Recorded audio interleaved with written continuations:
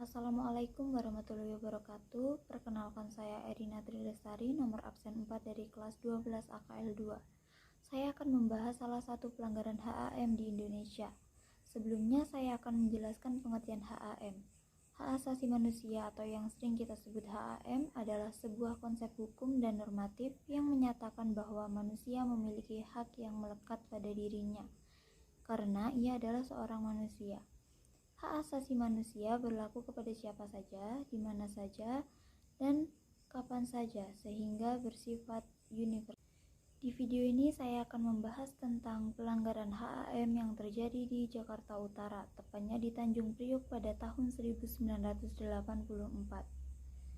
Peristiwa tersebut merupakan peristiwa kerusuhan yang terjadi pada 12 September 1984 yang mengakibatkan sejumlah korban tewas dan luka-luka, serta sejumlah gedung rusak terbakar.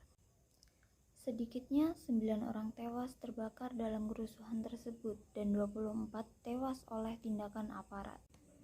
Pada tanggal 10 September 1984, Sersan Hermanu, seorang anggota Bintara Pembina Desa, tiba di Masjid As-Saadah, Tanjung Priok, Jakarta Utara, dan mengatakan kepada pengurusnya, Amir Biki, untuk menghapus brosur dan spanduk yang mengkritik pemerintah.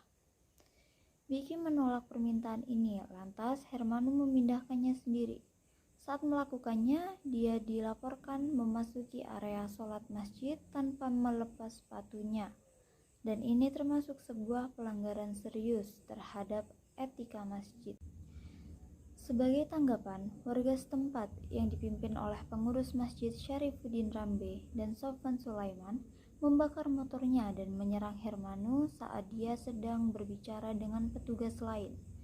Keduanya kemudian menangkap Rambe dan Sulaiman serta pengurus lain, Ahmad Sahi dan seorang pria pengangguran bernama Muhammad Nur.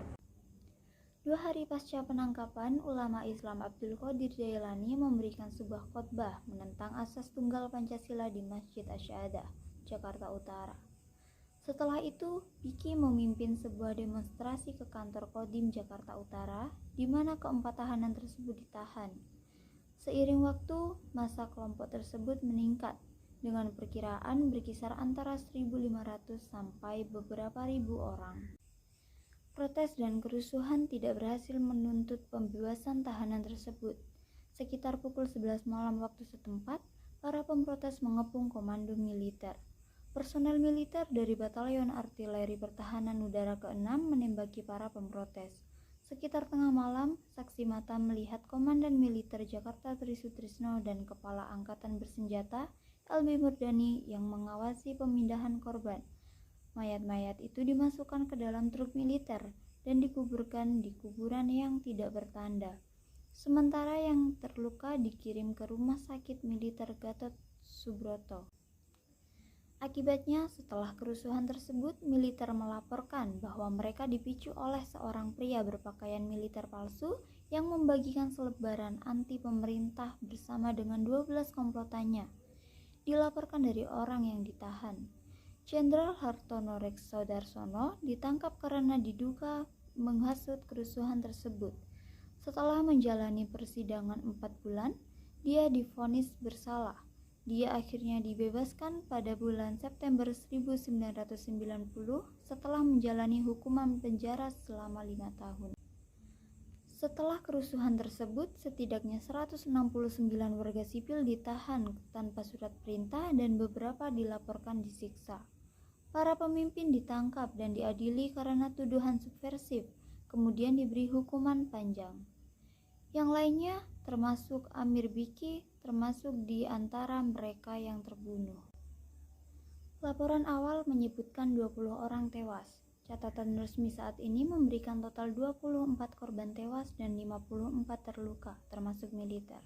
Sementara korban selamat melaporkan lebih dari 100 orang tewas. Masyarakat Tanjung Priok memperkirakan total 400 orang terbunuh atau hilang. Sementara laporan lainnya menyuarakan hingga 700 korban. Gencarnya gerakan hak asasi manusia pasca lengsernya Soeharto pada tahun 1998, beberapa kelompok dibentuk untuk mengadvokasi hak-hak korban, termasuk Yayasan 12 September 1984. Solidaritas Nasional untuk Peristiwa Tanjung Priok 1984 dan Keluarga Besar untuk Korban Insiden Tanjung Priok didirikan oleh Janda Biki Dewi Wardah dan Putra Beni. Kelompok-kelompok ini mendorong Dewan Perwakilan Rakyat dan Komnas HAM untuk menyelidiki lebih lanjut tragedi tersebut.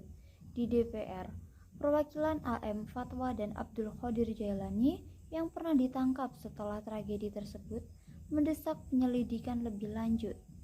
Pada tahun 1999, Komnas HAM sepakat untuk menyelidiki insiden tersebut, membentuk Komisi Investigasi dan Pemeriksaan Pelanggaran HAM di Tanjung Priok atau KP3T.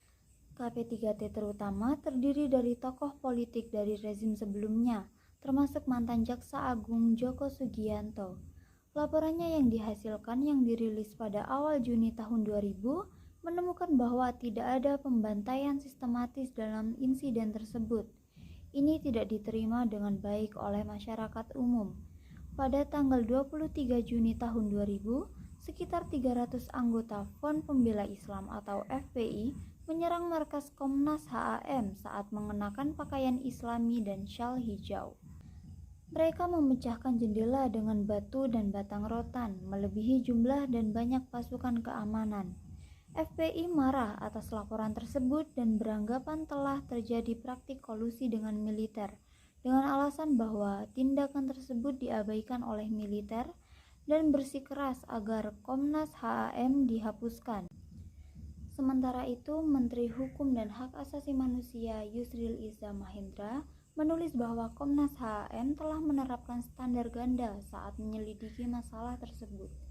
Dia mengatakan bahwa mereka tampak lebih enggan untuk menyelidiki insiden Tanjung Priok dan lebih memilih menyelidiki krisis Timor Leste tahun 1999.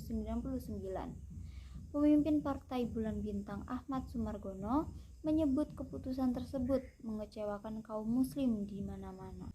Pada bulan Oktober tahun 2000, Komnas HAM mengeluarkan laporan lain yang menunjukkan bahwa 23 orang, termasuk Sutrisno dan Murdani, harus diselidiki atas keterlibatan mereka. Ia meminta pengadilan ad hoc untuk menyelidiki masalah ini lebih lanjut.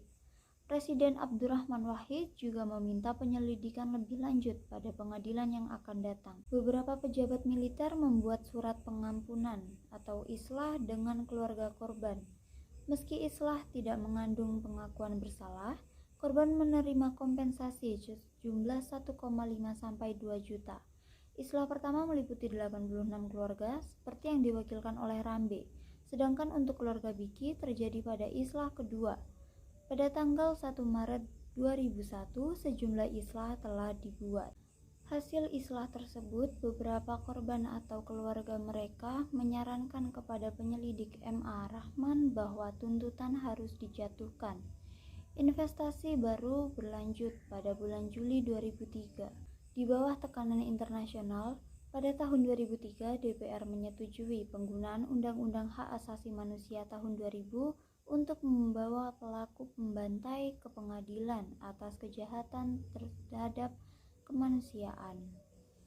Persidangan dimulai pada bulan September tahun itu. Mereka yang dibawa ke pengadilan termasuk Kolonel Sutrisno Masjung, pemimpin peleton 2 Batalion Artileri Pertahanan Udara saat itu, dan 13 bawahannya.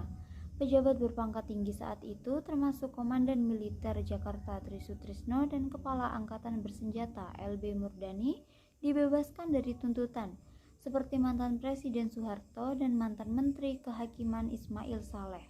Penuntutan dipimpin oleh Widodo Supriyadi dan Wakil Ketua DPR AM Fatwa bertugas sebagai saksi penuntutan.